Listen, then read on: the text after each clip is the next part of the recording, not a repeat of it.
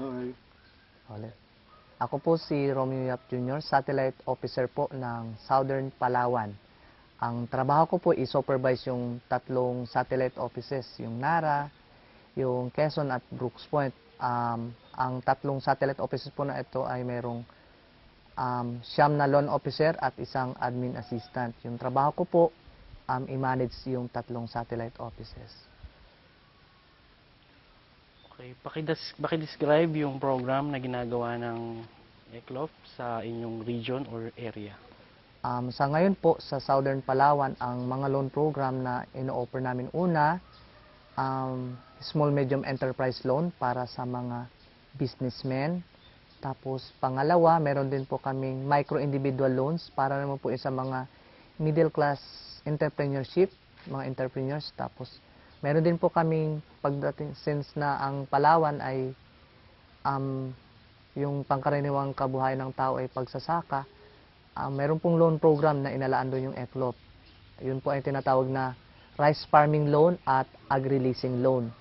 At last po, yung tinatawag naming pribileyo para sa mga kliyente, yung tinatawag na client privilege loan. Bukod ba dun sa financial services na pinoprovide ng ECLOP, meron pa ba kayong ibang additional services na binibigay sa mga client? Maliban po sa mga bagay na tinutulong ng ECLOP pagdating sa financial, sinisikap din po namin na matugunan pa yung ibang lang pangailangan katulad ng mga trainings na kailangan ng mga farmers. Nakapag-organisa na po kami sa 2 bayan at sa taon po na ito pinaplano namin na mag-organisa ulit ng isa pang training para sa mga kliyente sa Brooks Point. Kasama rin po noon yung programa ng ECLOP para sa pangkalahatan is turuan yung i-encourage yung mga farmers na from conventional pupunta sila to organic farming. Sa ngayon po, nakikipagtulungan kami sa mga ibang NGOs din na kung saan nasa organic farming na sila. So sa ngayon, patuloy pa rin po yung pag-aaral tungkol sa organic farming, kung ano talaga yung mas mainam para sa farmers. Sinasabi mo kanina na dito ka sa Southern Palawan. Ano naman yung masasabi mo na mga challenges na na-meet ng iyong mga loan officer doon sa area? Unang-una siguro talaga yung kompetisyon.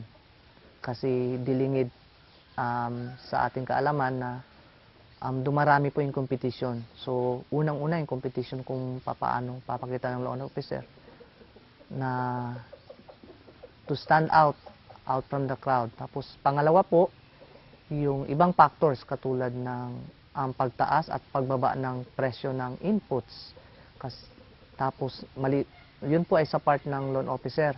Maliban din doon po, tugunan yung iba pang pangangailangan ng kliyente kasi ang kliyente hindi lang naman isa ang pangangailangan. Meron din silang iba pang pangangailangan maliban sa kanilang negosyo. Maliban pa po dyan, yung malaking kalaban ngayon ng hindi lang dito sa Palawan, kundi sa buong mundo yung resulta ng global warming.